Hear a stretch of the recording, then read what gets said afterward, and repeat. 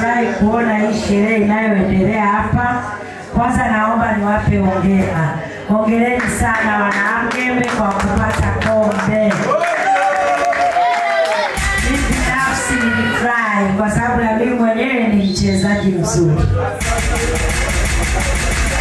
Nimefurahi leo nimekutana na kocha mwenzangu. Na mimi mwenyewe nimesomea ukocha wa mpira wa miguu. Nina hadi cheti kabisa. Ukinikuta uwanjani huwezi kujua kama ni mtu wa injinia. Mimi nina kitambulisho ambacho ninaingia kwenye uwanja wa mpira wowote bila kulipia. Nasemaje unacho? Nasemaje? Nasemaje? Nilikutana darasani. Kwa hiyo ndio maana nawapongeza na waambia hongereni sana Wanamgembe.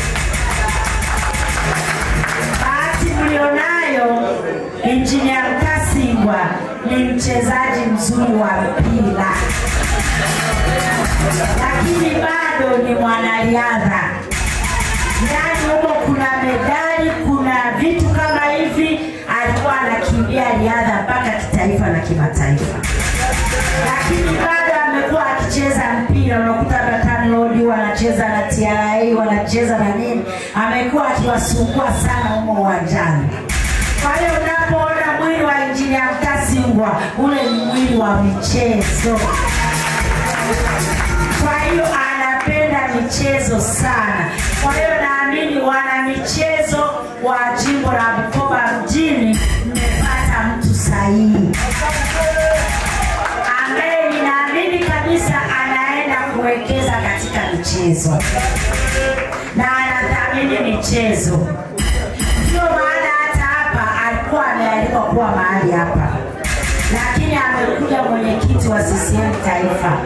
Wasira tangu asubuhi mpaka leo alikuwa na mkutano kule Kisindi.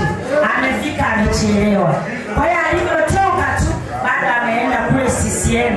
Kwa hiyo alivyoona imefika saa 2:30 akasema mke wangu na kuamini, naomba uende uniwakilishe. Na uambie wawe na amani. Niko na wao bega kwa bega.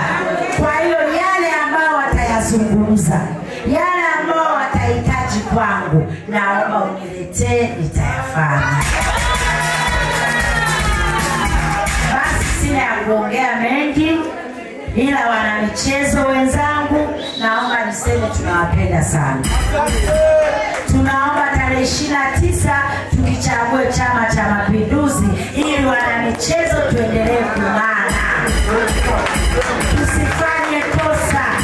Kwa hiyo naamini hata ingia mkisha mkaliadha. Akienda kuanzisha nini inaitwa kombe la bunge, naamini Wanamgembe mtaendelea kuwa washindi. Hongereni sana na asante sana. Asante sana. Hapa laki moja.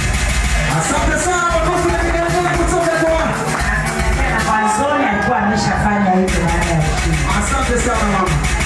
Sema kesho akirudi leo atanikabidhi laki moja, basi mtaniambia atanikabidhi kwa nani. Sawa sawa. Asante.